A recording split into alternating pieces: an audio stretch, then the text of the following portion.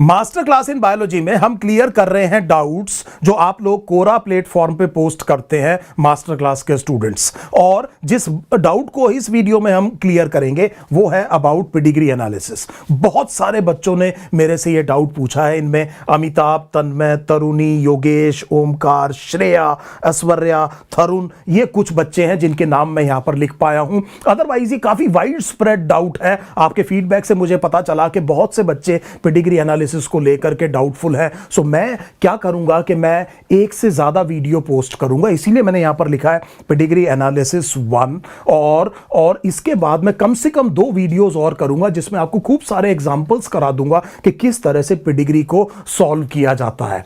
मेरी एक रिक्वेस्ट है आपसे, क्योंकि ये आपका जो डाउट है वो एनालिसिस को लेके है, तो मैं ये मान के चल रहा हूं कि आपने पेडिग्री एनालिसिस के बेसिक्स थोड़े बहुत अपने एनसीईआरटी से पढ़े हैं और कम से कम जो सिंबल्स हम इस्तेमाल करते हैं उसमें आपको कोई प्रॉब्लम नहीं है। अगर है तो पहले एनसीईआरटी में अपने सिंबल्स देखिए कि किस तरह से क्या चीज रिप्रेजेंट होती है, उसके बाद इस वीडियो को देखिए, क्योंकि यहां पर मैं सिंबल्स के बारे में बात नहीं करने वाला हूं। सो देखिए, चलिए शुरू करते हैं पेडिग्री एनालिसिस के बेसिक्स से। एक चीज समझिए बड़े ध्यान से।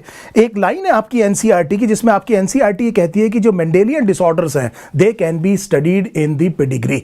सो यहां से मेरे को एक चीज आपको बतानी है, दोबारा याद दिलाना है कि मेंडेलियन डिसऑर्डर कहते किसे हैं। सो मेंडेलियन इनहेरिटेंस याद कीजिए, जो मेंडल ने खुद लॉज दिए, unit factors, they are particulate, discrete, they occur in pair, one is completely dominant, the other is recessive, segregation. ये जो चीजें हैं जो आप एट्रीब्यूट करते हैं डायरेक्टली किसको, मेंडल को, उस तरह के जो ट्रेट्स हैं जो इस पैटर्न को फॉलो करते हैं उनको मेंडेलियन ट्रेट्स कहते हैं। एक सिंगल जीन, एक डोमिनेंट अलील, एक रिसेसिव अलील, इस जीन में कोई प्रॉब्लम हुई, उससे डिसऑर्डर हुआ, इस डिसऑर्डर को आप क्या कहते हैं, मेंडेलियन डिसऑर्डर कहते हैं। पहली बात तो ये याद रखिएगा कि इन मेंडेलियन डिसऑर्डर्स को बड़ी आसानी से पेडिग्री एनालिसिस के द्वारा स्टडी किया जा सकता है। दूसरा पॉइंट ये समझिए कि मान लीजिए आपके पास कोई जनाब पाइसम सटाइवम का टॉल प्लांट लेके आए। एक प्लांट लेके आया पाइसम सटाइवम, जो कि कौन सा फिनोटाइप एक्सप्रेस कर रहा है, ये आप जानते हैं डोमिनेंट फिनोटाइप है। और आप इमीडिएटली जानते हैं कि ये कैपिटल टी भी हो सकता है, कैपिटल टी स्मॉल टी भी हो सकता है। अगर आपने पहचानना है कि ये होमोजाइगस है या हाइब्रिड या हेटेरोजाइगस है, तो आप बड़ी आसानी से टेस्ट क्रॉस एक चॉइस मेटिंग करा सकते हैं और इस टेस्ट क्रॉस से आपको पता चल सकता है कि ये किस तरह का जीनोटाइप होगा इसमें। अब ह्यूमन बीइंग्स में जेनेटिक एनालिसिस में पहली प्रॉब्लम यही है कि choice matings are not possible. Choice matings are not possible. अब आप देखिए दूसरी चीज समझिए कि मान लीजिए 3:1 रेशो आता है किसी क्रॉस का, किसी का 9:3:3:1 आता है। कम से कम 4 या 16 प्रोजेनी तो होने चाहिए। लेकिन ह्यूमन बीइंग्स में जो मेटिंग्स होती हैं उनमें जो नंबर ऑफ प्रोजेनी है वो काफी ज्यादा लिमिटेड होते हैं। और अगर ये साइज लिमिटेड है नंबर का, तो आप स्टैटिस्टिकल एनालिसिस नहीं कर पाएंगे। स्टैटिस्टिकल एनालिसिस को एक्यूरेट होने के लिए बड़ा एक लार्ज क्या चाहिए, सैंपल साइज चाहिए। इसीलिए प्लांट्स में जो सीड्स है जो बहुत ज्यादा प्रोड्यूस होते हैं, they are very good candidates for statistical analysis in genetics. मुझे उम्मीद है ये दोनों बात आपको समझ में आ गई होंगी। नंबर 1, चॉइस मेटिंग्स नहीं हो सकती। Number 2, number of progeny limited है। आप क्या करेंगे, आप एक पेडिग्री एनालिसिस करने की कोशिश करेंगे। आप अगर मान लीजिए कोई आदमी आपके पास आता है जो इसको ये डर है कि उसकी फैमिली में ये डिजीज है, कहीं उसमें तो ये डिजीज नहीं है, आप उससे हिस्ट्री लेंगे और एक फैमिली ट्री क्रिएट करेंगे उन सिंबल से जो आपको आते भी हैं और नहीं आते हैं तो आपने एनसीईआरटी से देख ली है।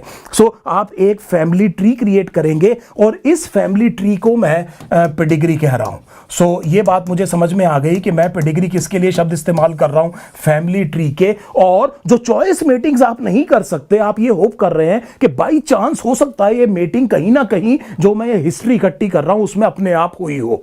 और इस तरह की मीटिंग्स अगर हुई हैं तो इनको आप इंफॉर्मेटिव मीटिंग्स कहते हैं। इनसे आपको पता चलता है कि इस फैमिली में ये ट्रेट है कि नहीं है, और वहां से फिर आप ये प्रोबेबिलिटीज कैलकुलेट कर सकते हैं कि इस जो आदमी आपके पास आया है उसमें ये डिजीज अलील है कि नहीं है, क्या प्रोबेबिलिटी है, आगे इसके प्रोजेनी में इसके पास होने की क्या प्रोबेबिलिटी है। इन सारी चीजों को आप क्या कर सकते हैं, कैलकुलेट कर सकते हैं। मुझे उम्मीद है पेडिग्री एनालिसिस का आपको पर्पस समझ में आ गया होगा। जहां से आप अपनी स्टडी शुरू करेंगे, मान लीजिए आपने कोई अफेक्टेड इंडिविजुअल आपको मिल गया पेडिग्री एनालिसिस में, उससे आपने अपना एनालिसिस शुरू किया, तो उसको आप इंडेक्स या प्रोबैंड केस कहते हैं। एक और चीज याद रखिएगा, नीट एंट्रेंस एग्जाम में आपसे autosomal recessive, autosomal dominant, sex linked recessive और सेक्स लिंक्ड डोमिनेंट कंडीशंस के बारे में पूछा जाएगा। So do not go into unnecessary details right now, वो टाइम नहीं है। सो हम अपने आप को इन 4 तरह के इनहेरिटेंस पैटर्न्स तक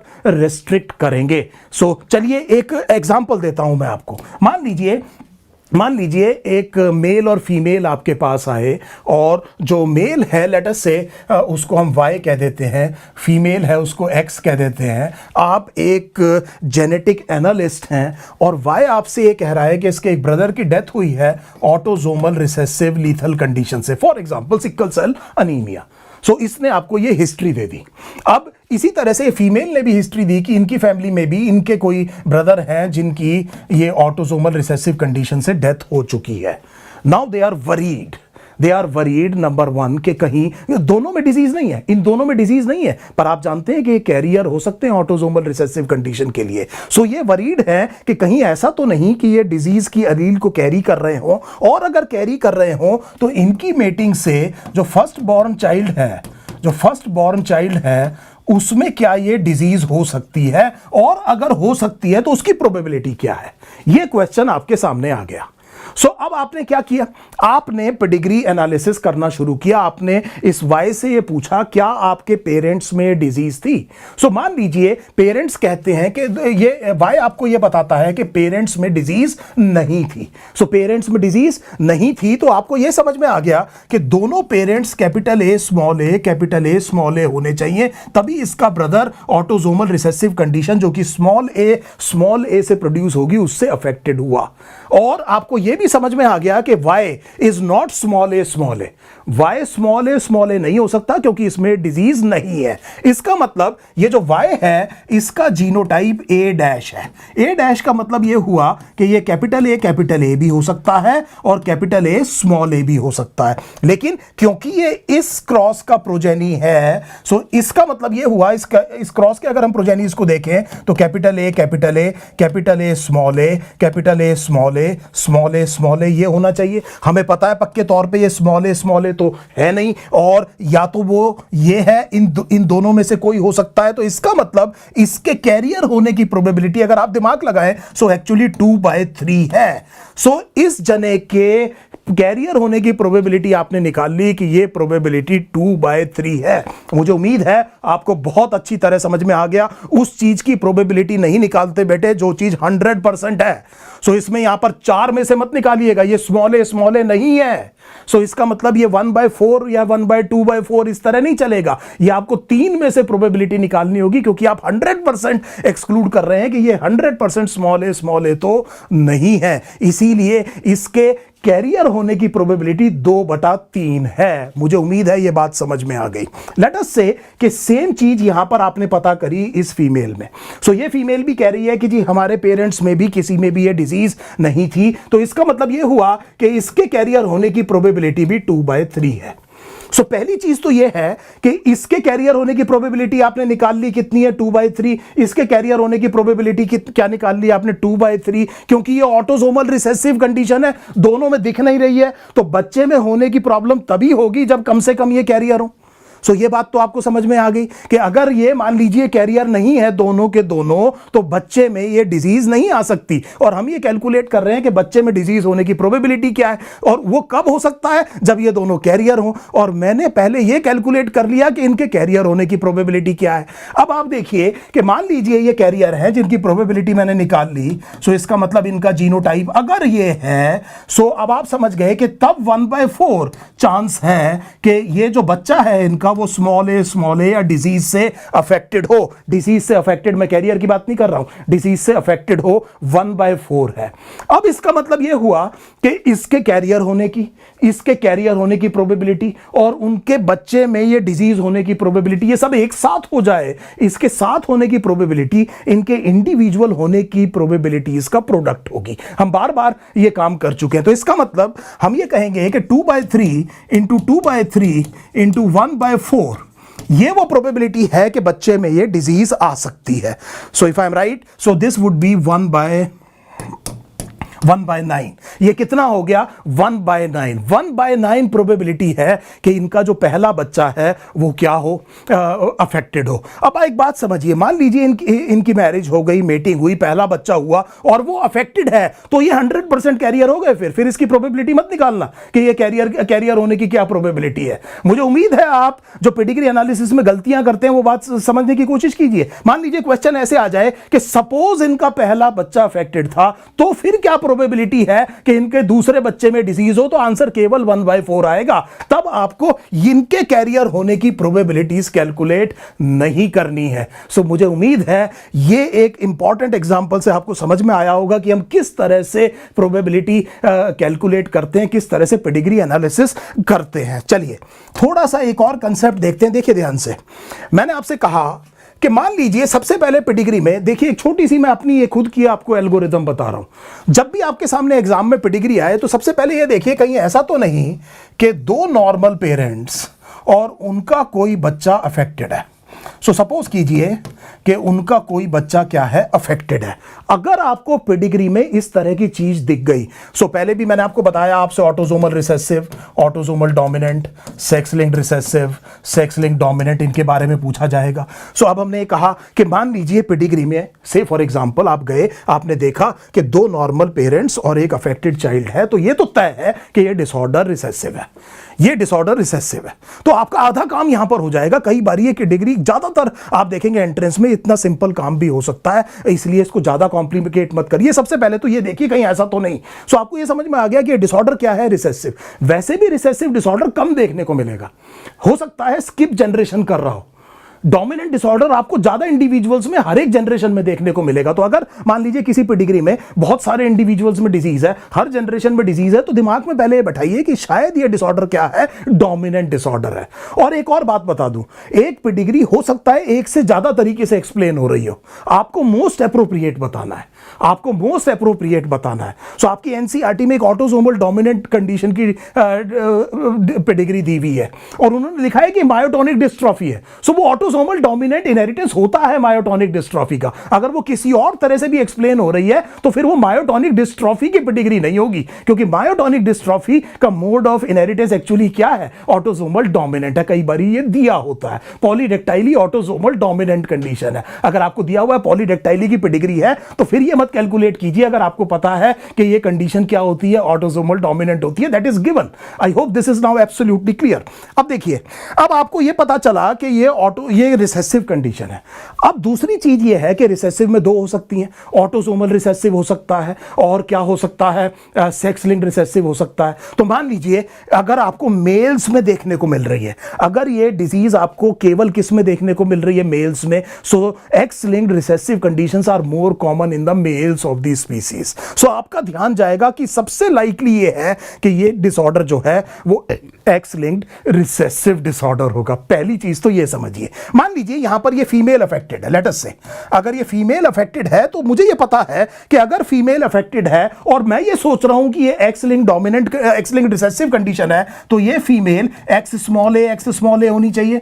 अब इस फीमेल में एक एक्स क्रोमोसोम फादर से आएगा और फादर एक्स कंडीशन के लिए, सेक्स क्रोमोसोम के लिए हेमीजाइगस होता है। सो अगर फीमेल अफेक्टेड है तो उसका फादर 100% अफेक्टेड होगा। और मैं यहां पर कंक्लूसिवली प्रूव कर दूंगा अगर ये दोनों सेक्स में दिख रही है कि ये डिजीज सेक्स लिंक्ड रिसेसिव नहीं है, ये कैसी है, ऑटोसोमल रिसेसिव कंडीशन है। सो मुद्दे की बात ये है कि मान लीजिए मेरे सामने पेडिग्री इस तरह की आई जिसमें दो नॉर्मल पेरेंट्स, एक अफेक्टेड बच्चा है, तो मैं ये कहूंगा रिसेसिव कंडीशन है।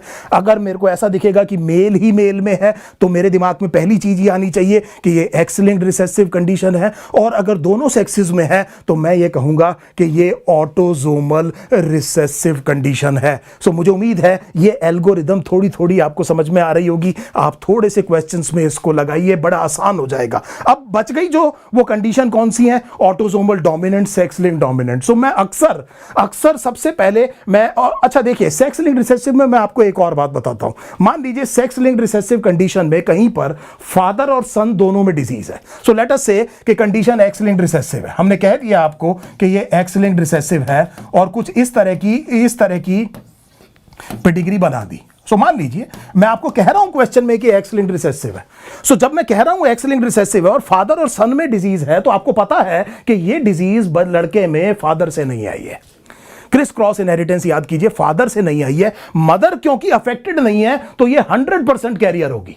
सो mother has to be carrier. यहां पर मुझे मदर के कैरियर होने की प्रोबेबिलिटी कैलकुलेट नहीं करनी है। अगर मुझे दिया हुआ है कि एक्स लिंक्ड रिसेसिव कंडीशन है और इसमें डिजीज है तो, और मदर में डिजीज है नहीं, तो वो कैरियर 100% होगी। और 100% चीज की फिर मैंने आपसे क्या कहा कि प्रोबेबिलिटी नहीं निकाला करते। सो मुझे उम्मीद है ये बात आपको बहुत अच्छे से समझ में आ रही होगी। मान लीजिए सेक्स लिंक्ड रिसेसिव कंडीशन है और मदर अफेक्टेड है, सो उसके 100% सन्स अफेक्टेड होंगे। 100% सन्स क्या होंगे? अफेक्टेड होंगे। सो ये जो मैं आपको पॉइंट्स बता रहा हूं, ये वो पॉइंटर्स हैं जो आपको बताते हैं कि किस तरह से पेडिग्री एनालिसिस को आपको अप्रोच करना है। अब आगे बात डोमिनेंट डिसऑर्डर की। सेक्स लिंक डोमिनेंट कंडीशन बहुत जो आपसे पूछी जाएगी, ज्यादातर केसेस में आप ये देखेंगे कि अगर फादर अफेक्टेड है then all daughters are affected. So मान लीजिए फादर अफेक्टेड है और फादर अफेक्टेड और एक भी डॉटर मान लीजिए उसमें ऐसी है जिसमें डिजीज नहीं है, तो याद रखिएगा कि ये एक्स लिंक्ड डोमिनेंट कंडीशन नहीं है। It is not an x linked dominant condition. और अगर सन अफेक्टेड है तो मदर अफेक्टेड होगी। प्लीज ट्राई टू रिमेंबर कि डोमिनेंट कंडीशंस में कैरियर नहीं होता, या तो अफेक्टेड होगा या नॉर्मल होगा। कैरियर जब शब्द आप इस्तेमाल करते हैं तो रिसेसिव कंडीशंस के लिए करते हैं। सो ये मैंने आपको बहुत सारे कुछ रूल्स बताए जिस तरह से आप डिग्री को क्या कर सकते हैं, अप्रोच कर सकते हैं। इन रूल्स को मैं अप्लाई करूंगा आगे आने वाले एग्जांपल्स में। सबसे पहले मैं एक एग्जांपल लेता हूं जो पुरानी एनसीईआरटी में एक एग्जांपल दिया हुआ है। ये एक कंडीशन दी हुई है, इस कंडीशन को देखिए। This is the pedigree that is given in the NCERT और हम जितने लोगों का जीनोटाइप पॉसिबल है वो पता करने की कोशिश करेंगे। यहां पर एक और पेडिग्री का आपको गोल्डन रूल बताता हूं। देखिए जेनेटिक डिसऑर्डर्स बहुत ज्यादा कॉमन डिसऑर्डर्स नहीं है। इसका मतलब यह हुआ कि अगर किसी फैमिली में कोई जना बाहर से आ रहा है और आपके पास 100% एविडेंस नहीं है तो उसको पूरी तरह से नॉर्मल मान के चलिएगा। सो मान लीजिए मैं जो एल्बिनो नहीं हूं, so oculocutaneous albinism is an autosomal recessive condition. मैं एल्बिनो नहीं हूं, सो मैं कैपिटल ए भी हो सकता हूं, कैपिटल ए स्मॉल ए भी हो सकता हूं, लेकिन आप ये मान के चलेंगे कि मैं कैपिटल ए हूं अनलेस एंड अनटिल आपके पास कोई भी सॉलिड एविडेंस ना हो तो अदरवाइज आप ये मान के चलेंगे कि मैं कैपिटल ए हूं। इस तरह की आर्ग्यूमेंट काम नहीं करते कि आपकी क्लास में 50 बच्चे हैं और सारे कैपिटल ए स्मॉल ए है। सर हो तो सकता है, बिल्कुल हो सकता है, लेकिन रियल वर्ल्ड में ऐसा नहीं होता। This is what the pedigree analysis means. So unless and until you have concrete evidence, please take an individual absolutely normal who is coming into and marrying into the family. I hope this thing is absolutely clear. और अगर ऐसा नहीं है तो आपको question में दिया हुआ होगा कि मान के चलिए ये इंडिविजुअल जो बाहर से आ रहा है ये नॉर्मल है या कैरियर है, ये चीज दी हुई होगी। आपने बहुत कम लोग देखे होंगे ऑक्यूलोकुटेनियस एल्बिनिज्म से पीड़ित। मेरे को उम्मीद है ये बहुत इंपॉर्टेंट बात आपको समझ में आई होगी। अब देखते हैं इस कंडीशन को, देखते हैं इस कंडीशन को देखने की ये कोशिश करते हैं कि इसमें ये किस तरह का इनहेरिटेंस हो सकता है। तो जैसा मैंने आपसे कहा पुरानी एनसीईआरटी की पेडिग्री है। देखिए मेरा ध्यान से फॉर एग्जांपल यहां चला गया या यहां चला गया। सो मैंने आपसे कहा सबसे पहले पेडिग्री में आपका ध्यान उस इंडिविजुअल पर जाएगा जो डिजीज से अफेक्टेड है। इसको आपने इंडेक्स या प्रोबैंड केस का। सो मान लीजिए आप, मैं इससे शुरू करता हूं। सो देखिए दो नॉर्मल पेरेंट्स, एक अफेक्टेड चाइल्ड। तो मुझे पता चल गया कि ये कंडीशन रिसेसिव है, ये डोमिनेंट नहीं हो सकती उन चारों में। दूसरी चीज, जैसा मैंने आपको बताया कि ये लड़की अफेक्टेड है और फादर नॉर्मल है, ये सेक्स लिंक्ड रिसेसिव भी नहीं है। और वैसे भी मैंने आपसे कहा था कि अगर दोनों सेक्सेस में है तो ये ज्यादा चांसेस हैं कि ऑटोसोमल रिसेसिव कंडीशन होगा। और आप ये भी देख रहे हैं कि बहुत फ्रीक्वेंट नहीं है, बहुत कम इंडिविजुअल्स में देखने को मिल रही है। सो ये सारी चीजें मुझे पहले ये समझ में आ गया कि this condition must be, point number 1 मुझे पता लग गया कि ये ऑटोसोमल रिसेसिव कंडीशन है। अब दूसरी एक्सरसाइज मेरे पास ये है कि मैं कितने लोगों का जीनोटाइप पक्के तौर पे बता सकता हूं। तो एक तो ये मैं पक्के तौर पे बता सकता हूं कि ये कैपिटल स्मॉल ए है, क्योंकि ये अफेक्टेड है, ऑटोसोमल रिसेसिव कंडीशन है। 100% मुझे पता लग गया कि ये भी स्मॉल ए है। और ये जो स्मॉल ए है, सो ये दोनों जो पेरेंट्स हैं ये कैपिटल ए स्मॉल ए होने चाहिए, नहीं तो ये स्मॉल ए कैसे होगा। और अगर आप बड़े ध्यान से देखें यहां पर, अब ये इंडिविजुअल बाहर से आ रहा है, this female is coming into the family from the outside. लेकिन अभी मैंने आपसे कहा मेरे पास कंक्रीट एविडेंस है, इसीलिए मैं इस फीमेल को, मेरे को पक्के तौर पे पता है कि ये कैपिटल ए स्मॉल ए और ये मेल भी क्या है, कैपिटल ए स्मॉल ए है। मुझे उम्मीद है ये बात आपको समझ में आ गई। अब देखिए ये इंडिविजुअल भी बाहर से आ रहा है, ये इसके प्रोजेनी है, आपको पक्के तौर पे नहीं पता है कि ये कैपिटल ए स्मॉल ए होगा। सो इसलिए इस वाले को आप क्या लेके चलेंगे, कैपिटल ए लेके चलेंगे। लेकिन इस मेटिंग के इस प्रोजेनी के पास स्मॉल ए आई है, सो इसका मतलब ये अलील इस फैमिली से आ रही है और ये इंडिविजुअल कैपिटल ए स्मॉल ए है। सिमिलरली यहां पर भी मेरे पास डायरेक्ट एविडेंस नहीं है कि ये जो फीमेल बाहर से आ रही है ये कैरियर होगी। देखिए हो सकती है, लेकिन मैं आपको गोल्डन रूल बता रहा हूं, बाहर से आपके पास कंक्रीट एविडेंस नहीं है। सो आप एग्जाम में इसको कैपिटल ए और इसको क्या मान के चलेंगे, कैपिटल ए स्मॉल ए, क्योंकि यहां पर ये प्रोजेनी बन रहा है, यहां पर ये रिसेसिव अलील आई है। So that means 1 2 3 4 5 6 7 8 9 and 10 in individuals का आप क्या बता पाए हैं, जीनोटाइप बता पाए हैं। बाकी किसी के बारे में आप कुछ नहीं कह सकते। इतना जरूर कह सकते हैं कि सब में कैपिटल ए है और उसके आगे मुझे नहीं पता कि वो कैपिटल ए है या कैपिटल ए स्मॉल ए है। सो बाकी जितने भी बच गए इन 10 के अलावा उनका जीनोटाइप मैं ए डैश बता रहा हूं। मुझे उम्मीद है पुरानी एनसीईआरटी में दिया हुआ ये पेडिग्री अब आपको अच्छे से समझ में आ गई होगी। देखिए एक और पेडिग्री आपकी एनसीईआरटी में दी हुई है और ये एक पेडिग्री आपकी एनसीईआरटी में दी हुई है, करीब करीब सिमिलर है। अगर आप बड़े ध्यान से देखें, दो नॉर्मल पेरेंट्स, अफेक्टेड चाइल्ड है, रिसेसिव कंडीशन है, दोनों में है। हमने ये कहा कि ऑटोसोमल रिसेसिव है। सेक्स लिंक्ड रिसेसिव क्यों नहीं है, क्योंकि डॉटर अफेक्टेड है, फादर नॉर्मल है, it can not be possible. So this condition is autosomal recessive condition. So ये जो पहला वीडियो है इसमें मैंने आपको कुछ एलिमेंट्री एस्पेक्ट्स बताए। अब अगले 2 वीडियोस में जो मैं पोस्ट करूंगा उसमें कुछ एग्जांपल्स लूंगा और उन एग्जांपल्स पर बेस्ड क्वेश्चंस को कैसे सॉल्व किया जाता है उनको मैं आपके सामने सॉल्व करके दिखाऊंगा। उम्मीद है कि इन वीडियोस को देखने के बाद में ये जो आपका डाउट है ये खत्म हो जाएगा। Thank you so much.